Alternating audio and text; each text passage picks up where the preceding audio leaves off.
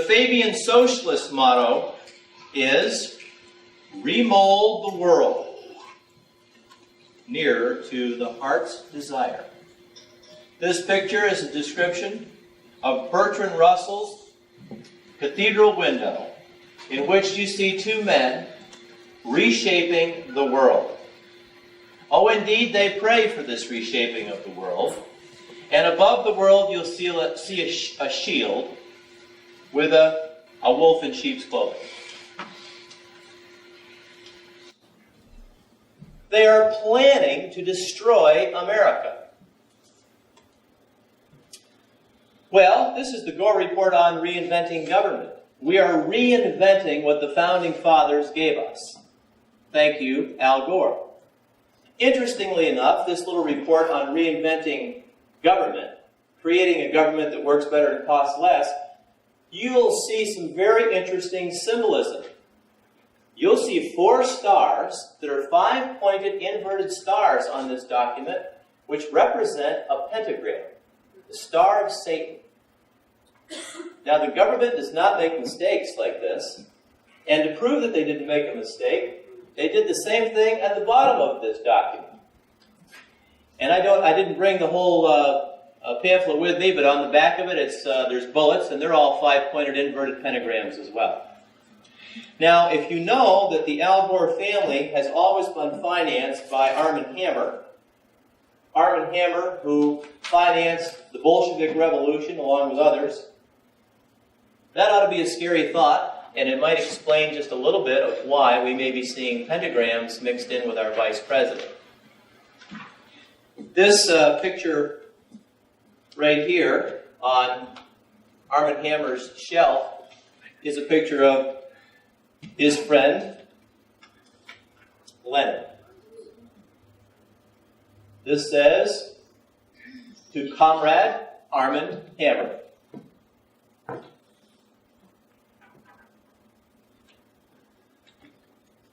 So obviously money controls what's happening in Washington, D.C.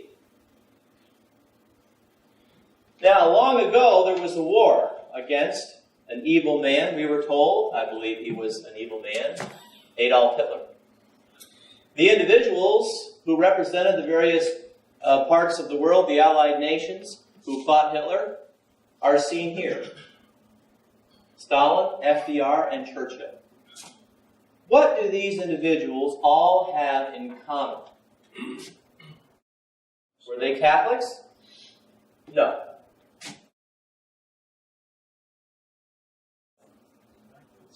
They were all of the same religion, though, and that religion was the religion of Freemasonry. And Adolf Hitler mentioned that he had a pack of Freemasons fighting against him. Going back to symbolism, which is absolutely key to the New World Order, in this European poster for travel, we see all inverted pentagrams. Below, the Tower of Babel. To the side, Europe, many tongues, one voice. I love this poster because it shows really what they think of us. If you can see down here at the bottom of this, it's a bunch of people, workers, some with children and so on. And these people are made out of blocks. In other words, we're a bunch of blockheads. Now, the New Age spirituality, which is coming into, it's here, it's now, it's not coming at all. It's probably pretty well over. It's symbolized by edifices in the United States. This happens to be one. This is called the Guidestones of Reason. It's in Elberton, Georgia. Take a trip. It's there. We have a new 10 Commandments today. The first commandment on this new Guidestones of Reason is maintain the population under 500 million. Now that's a vote for depopulation if I've ever heard one. Just if you'd like to travel there, this is a map. It's northeast of Atlanta. about an hour's drive. Alberton, Georgia. Many people have gone there now, and they've actually seen this. Now, the New Age. The New Age has been with us for a long, long time. It is not something new. Where does the New Age come from? It comes from Freemasonry. The New Age is a magazine. The magazine has been published by the Scottish Rite of Freemasonry for 100 years. Until Paul Fisher came out with his book, Behind the Lodge Door, with over 1,000 references from this journal, and they changed the name from the New Age. So the New Age is Masonic. The all-seeing eye is Masonic symbolism. It's on the back of the American dollar bill. It's an occultic symbol. And it goes back to the days of ancient Egypt. Even in the eagle of E pluribus unum, occultic 13s, 13 leaves in the olive branches, 13 bars and stripes in the shield, 13 arrows, 13 letters in E pluribus unum, and on and on and on and on. This is something I received not long ago. It's a newsletter called Last Trumpet Newsletter. This individual says, beware of the Promise Keeper movement. Recently, there's been a great stir in so-called Christian circles about the movement known as Promise Keepers, founded in 1990 by Bill McCartney, blah, blah, blah football team, affected hundreds of thousands of men who claim to be Christian. Pastors from all across the nation are insisting that the men of their churches attend the Promise Keeper conventions. These are strictly for men only. He says, I do plan to complete expose of this group in the near future, but due to lack of available space, I will. I want to warn clearly, I see Freemasonry and witchcraft running through this movement, which has scheduled conventions in 13 major cities for this year. This movement now has attracted over 500,000 men to its ranks and expects to have 1 million. God help us, he says. This ecumenical apple is one that the Pope himself would love to pick. There is so much to be said about Promise Keepers, but a small sample of what they believe is as follows. Promise Keepers believe that as a part of mentoring, every man must be accountable to some other man, especially in the one's areas of finances, sexual life, and relationship to God. This partner gained through mentoring, then, must be given complete freedom to inquire into any of these areas at will. I thought that the tie-in between the 13s and this 13 was especially interesting. Now I have a quote from Mr. Manly P. Hall. Have any of you ever heard of Manly P. Hall? Manly P. Hall is a 33rd degree Freemason, he's dead now, and a Satanist. He says, it is the general opinion that revolutions begin with the common people. But this is not true. The benevolently informed always, he says, always guide and direct public opinion. Now, who's one of the benevolently informed? This individual was one. He was the sovereign pontiff of Freemasonry and the author of Morals and Dogma, Freemasonry. He told us in Morals and Dogma that the Knights Templars were excised, if you will, from Europe and from the Catholic Church because it was held that they worshipped strange gods. This god in particular, Baphomet, was one of them. The Knights Templar, some people believe, evolved, if you want to use the term evolved, into what we know now as current modern-day Freemasonry. You might say then that Freemasonry, at its core, worships Baphomet. Whether you believe that or not really doesn't matter. One thing we know, universal is Freemasonry. This is from Morals and Dogma, and you can see Freemasonry is everywhere. This is just one page. It's in the Northern Europe, Sweden, Norway, Denmark, Holland. It's in Germany. It's in Berlin. It's in Hanover. It's all over the place. It's in Southern Europe. It's in Asia. It's in South America. And it's in North America. It is universal in scope. At the temple in the United States of America in Washington, D.C., is this picture, this symbol. the ankh on the chest, the serpent around the neck, symbols of ancient Egypt. Freemasonry carries within its bosom the religion of ancient Egypt. The day that we were there were 2 lamps outside the front door of the temple in Washington. That doesn't look very clear. Is that very clear? Is that better? And what you'll see on this lamp, if you look very carefully, is the head of a goat. Some of you may want to move over this way so you can see this a little bit more clearly. If you don't believe that that's a goat, if you think it's something else, you might want to look at the bottom of the lampstand, because at the bottom, you see quite clearly, we have the hooves of a goat. The point being is, the Freemasons know that they're the goat.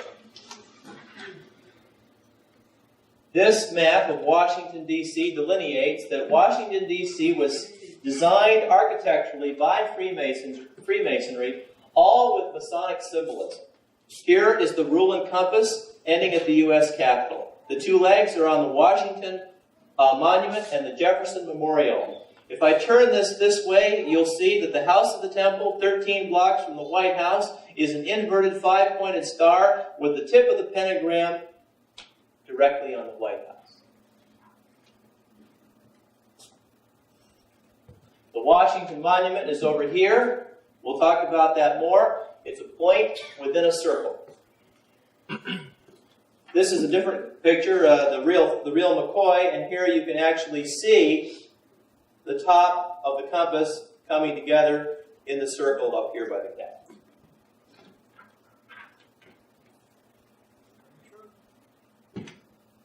Now here is the Washington Monument. This is a little bit nondescript, but you know what the Washington Monument looks like, and every single patriotic picture that you see in this country, almost, has a picture of the Washington Monument in it. It's sort of a sign of American patriotism. Well, where does the Washington Monument come from? It's a copy of Cleopatra's Needle in Egypt. You see, basically what we're talking about is an Egyptian religion. I don't have this in an acetate form, but this is a Christmas card from Pat and Shelley Buchanan. And it says, "May all the joys of this holy season of Christmas be yours." Is it a picture of a stable? Is it a picture of the Christ child? Is it a snowy scene? Yes. A snowy scene with the Washington Monument wrapped in a ribbon.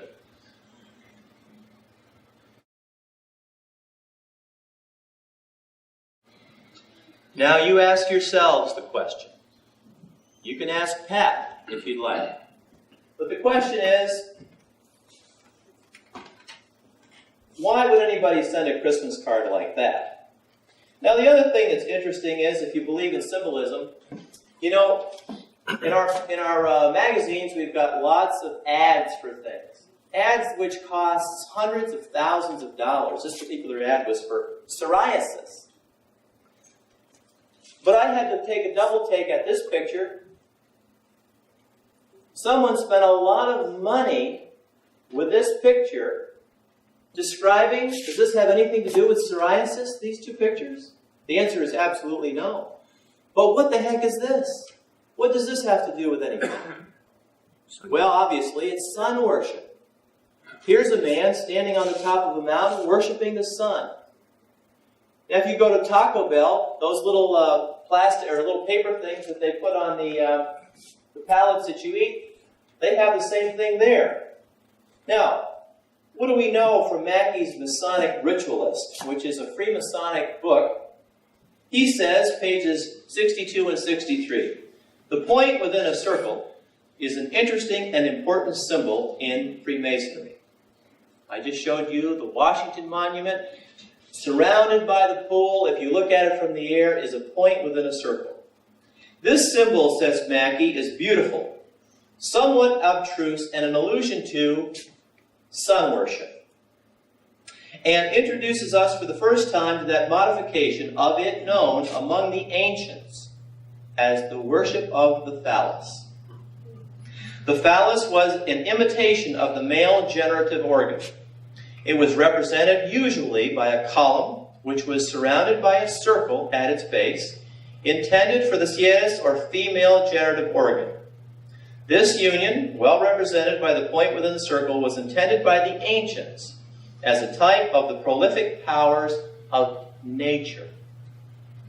The God of nature, you will hear Freemasonry talk about. The Christian believes that's the God that created nature. Freemasons believe that this is a natural religion, the religion of man, guided by the principle, the male principle, the generative power of the universe.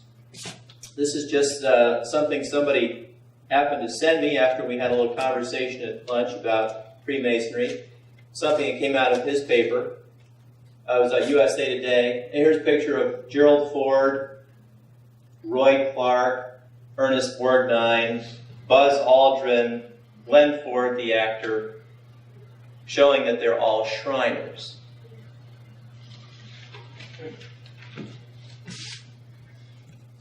This is a picture of time, February 17, 1986, with another interesting person in a Masonic pose.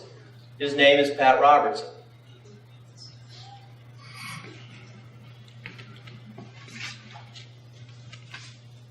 This is from Newsweek, August 19, 1996. There's a very small picture in here that says sparring partners, as if there's a fight going on. And it has pictures of George Bush, Pat Robertson, Jack Kemp, and Bob Dole, and another man that I don't know. One of you may be able to tell me who he is. The point is, they're all Freemasons. There's no sparring going on here at all. Here's a picture of Pat Robertson, hand in hand, with Yasser Arafat. I thought Yasser Arafat was a terrorist. I guess he's no longer a terrorist. Someone gave me this after speaking on Freemasonry in Florida. This is from a legal document in Florida. Future state buildings. Masons of Florida authorized to design and lay cornerstones without objection. The board adopted the following resolution. Whereas it has been the custom and practice of the Masonic fraternity from time immemorial upon due invitation to lay the foundation stones of public edifices and monuments. The foundation or cornerstone of our nation's capital was laid by George Washington at the time he was Grand Master of the Grand Lodge of Virginia. Whereas our Capitol building presently has 3 stones laid by the Masonic fraternity, one in the northeast corner of the center structure and the other 2 on the northeast corner of the east wing of the Capitol complex. Now, therefore, be it resolved by the Florida Cabinet, now sitting as the Department of General Services, proclaim and instruct that all future state buildings have a cornerstone provided by the state, and that the Most Worshipful Grand Lodge, Free and Accepted Masons of Florida, whose office is located at 220 Ocean Street in the city of Jacksonville, Florida, through J. Edwin Larson Lodge, number 361, Free and Accepted Masons of Tallahassee, Florida, be invited to design and lay these cornerstones according to their custom and practice. Be it further resolved that the 2 legislative wings now under construction be specifically included in this resolution, and immediate plans be made for their cornerstones. Be it further resolved that copies of this resolution be sent to the Most Worshipful Grand Lodge, adopted this 28th day of July, 1970. Signed by the Governor, Secretary of State, Attorney General, Comptroller, Treasurer, Commissioner of Education, and Commissioner of Agriculture. End of quote of Florida Cabinet Minutes.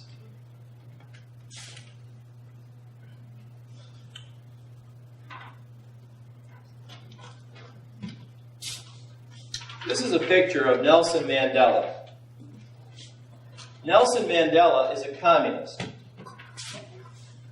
Nelson Mandela, according to a friend of mine who's from Africa, is also a 33rd degree Freemason. The man standing next to him is Joe Slovo, dead now, ex-KGB agent.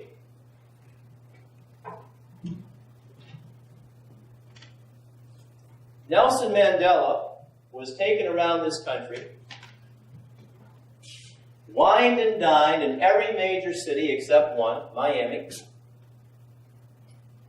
And now he is a token of friendship, love, and peace for the United States of America. And here he is, being interviewed by Paul Crouch, Trinity Broadcast Network.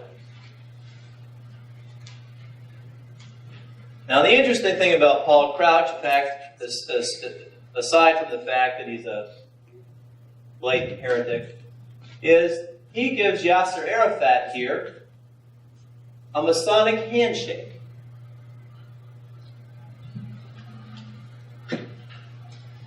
And that can be found in any Masonic textbook. Now you see something is going on here. We're having a changing of the spiritual nature of the world. A global spirituality, says Robert Buehler. Changing the world from the inside out, says spiritual politics. And as I studied, I discovered that maybe what the Illuminati said was true. And in Unholy Alliances, I describe exactly what the Illuminati planned to do. Adam Weishaupt, his goal to destroy the states of Europe and the church. And how did he intend to do it? He intended to infiltrate occultic Freemasons, illuminated Freemasonry, into the top positions of all of the governments of the world, call them republics, and then because they all believed in a universal humanity of religion, they could all come together, destroy the church, and develop a Luciferian worldwide state. So, I'm not sure if it's natural, but my natural thought was to ask myself the question, okay, if that's what he intended to do, did he do it? Do we have any proof that Freemasonry controls our nation? Is that even possible? We get to vote. We get to choose. We're free here in this country.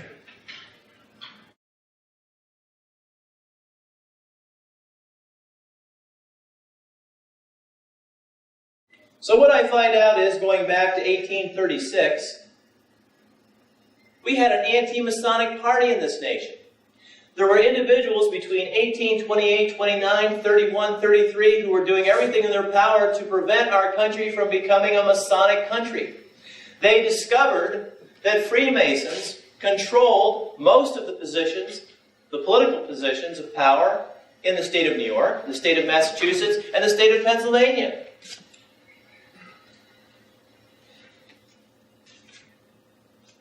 I then find out that the leader of the anti-Masonic party in 1833 threw up his hands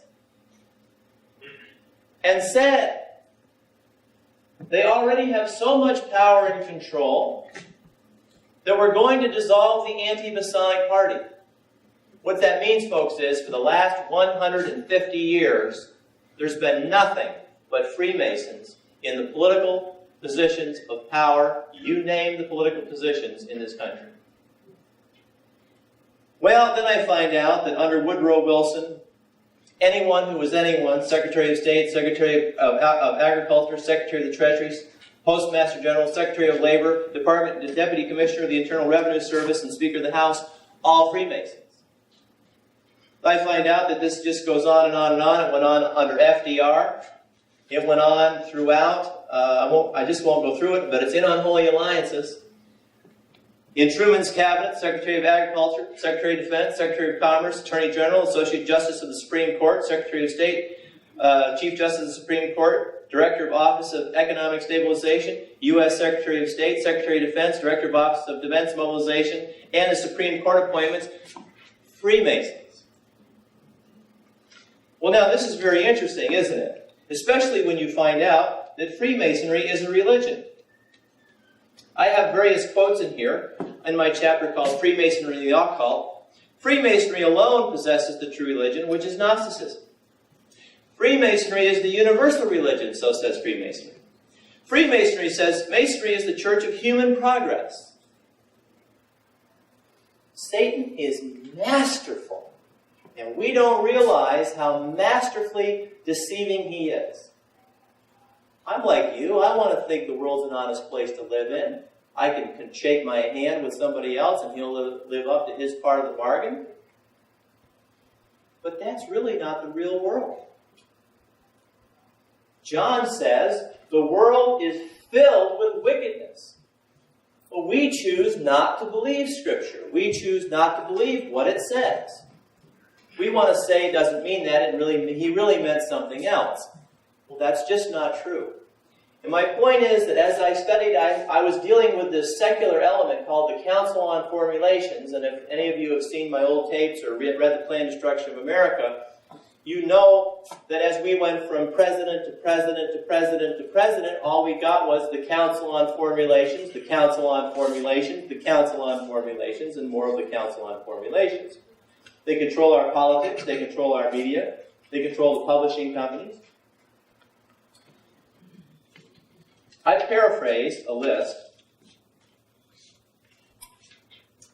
Unfortunately, I did it in the computer, and I guess I didn't reprint it, of what the Pope basically said in Humanum Genus. But I highlighted some things. I think I can get it out to you here. He said, the Roman pontiffs, our predecessors, in their incessant watchfulness over the safety of the Christian people, were prompt in detecting the presence and the purpose of this capital enemy. Immediately it sprang into the light instead of hiding as a dark conspiracy. The Masons themselves, if you read their esoteric literature, will tell you, they hid out in caves. They hid out from under the Church of Rome until about 1717, when they got together with the Rosicrucians and decided to begin to come into the light, to test, to see if they would be allowed to function in the light of day. Because in the days of the Inquisition, they were not allowed out of their little caverns. For what reason? Because the church understood the Luciferian nation of the secret societies. Their nature is Luciferian. They are of the occult, of Baphomet, of Baal. Since the early church knew that, and since Pope Leo XIII wrote against that, they had a very difficult time coming into the public view. But after he published Humanum Genus, which condemned Freemasonry, the Secretary of State became a man named Rolpolo, who was a secret society member himself. If you read Pacendi of Pope St. Pius X, you find out that he says the partisans of error were already in the bosom of the church. He mentions words like in the veins and in the heart of the church. That's pretty close to some vital territory. In a recent paper I had under Vatican, I read this. A subject of international controversy was a directive of the Holy Office of July 1st, 1949, excommunicating communists and all persons cooperating with the communists. That was annulled by John the 23rd. In principle, the USSR was not recognized by the Vatican until 1961, when John 23rd and Premier Khrushchev exchanged congratulatory New Year's messages. In 1965, Paul VI in New York received Minister of Foreign Affairs, Gromyko, who then made successive visits to the Vatican, 1966, 1967, 1970, 1979, and 1985. Kind of like family coming over for dinner. Then the Vatican entered into negotiations with Bulgaria. First Secretary of the Bulgarian Communist Party, T. Shishkov, paid a visit to Paul Wien, 1975, Czechoslovakia, GDR. Romania President Ceausescu paid a visit to Paul VI. Bet you didn't know that. In June 1978. The first secretary of the Hungarian Socialist Workers' Party, J. Kadar, visited Paul VI in June 1977. On June 3rd, 1963, the day of John the 23rd's death, The death of a head of the Vatican State was honored for the first time in the UN headquarters by a lowering of the flag to half-mast and a declaration of the UN Secretary General. On July 11, 1963, the Secretary General made a visit in the Vatican to the new Paul VI, who on March 21, 1964, appointed a new permanent observer to the UN with a task of concentrating on problems of peace, disarmament, and the Third World. Paul VI paid a visit to UN headquarters on October the 4th, 1965, and made a speech before the UN General Assembly against war, elevating the services and authority of the UN. He said, "You have and are continuing to do great work, teaching people peace. The UN," he said, "is a great school in which the art of peace is learned." He spoke in French before the United Nations. That speech was published in the international version of the New York Times. I have that article, that whole speech. And in that speech to the United Nations General Assembly, Paul VI basically said to the United Nations, "We are giving you Catholic Church."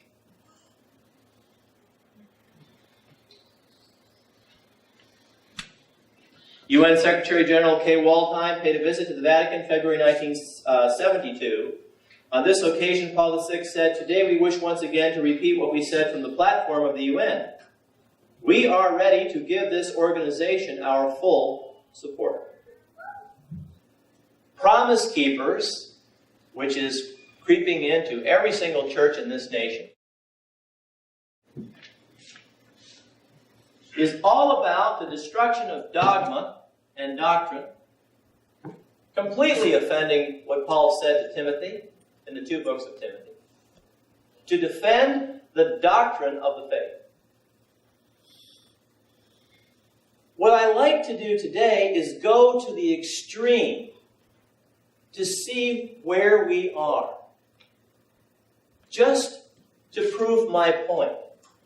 So I'll often go to someone's writings like Satanist David Spangler, or Manly P. Hall's Journey in Truth, another Satanist,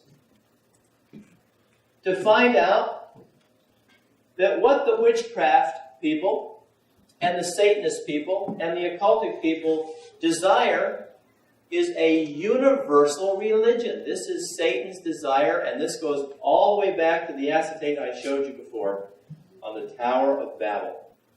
This is from Morals and Dogma, and I find these things so interesting.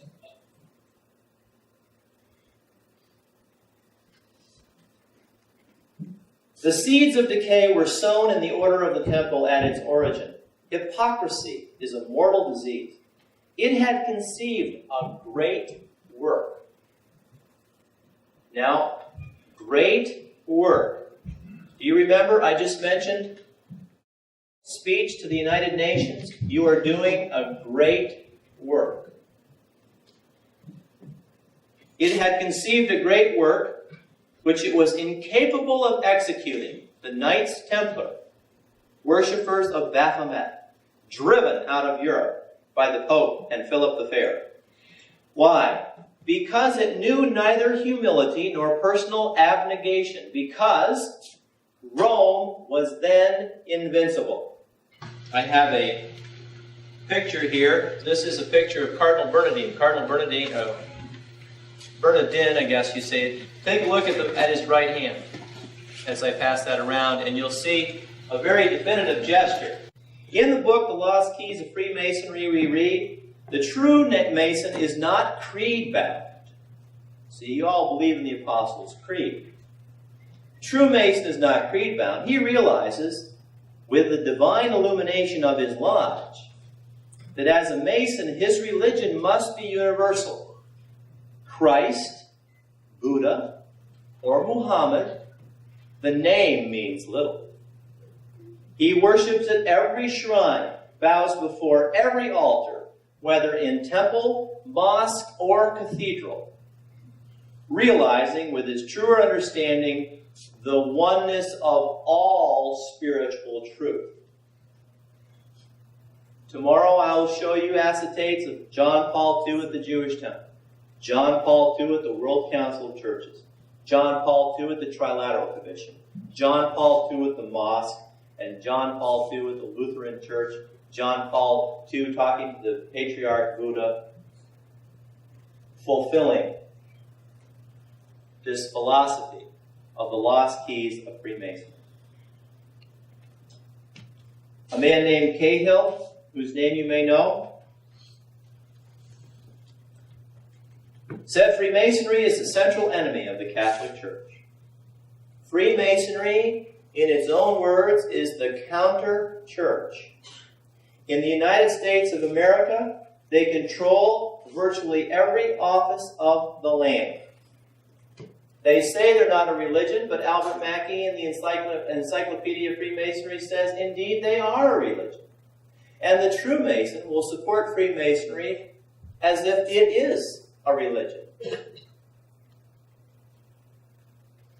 In the New Age, February 1918, we read, Masonry is more than a religion. Masonry is religion. As you are probably aware, Voltaire said, our ultimate end is the destruction of Catholicism and even of the Christian ideas.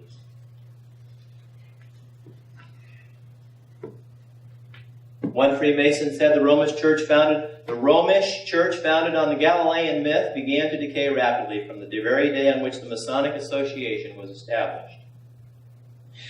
With tongue and purse, with voice and money, interpreted, writes Albert Pike, with the press and, if needs be, with the sword, we will advance the cause of human progress. Freemasonry is the church of human progress, and labor to enfranchise human thought, to give freedom to the human conscience, above all from papal usurpation. Freemasonry is the soul, the unifying element, the energizing force of liberalism and of the whole anti-Christian movement. Thus, the true Masonic doctrine, says Reverend Cahill, is the divinity of man. Now we're seeing a global spirituality, which we know from its own words is a focus and purpose of Freemasonry.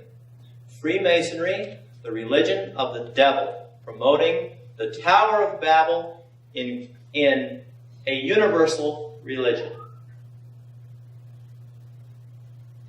Know your faith and promote your faith and challenge others as to the truth. And God will support you in that because He is the truth and the way and the life. And He is the only way. And there is no other. And that's something we must cling to in these last days.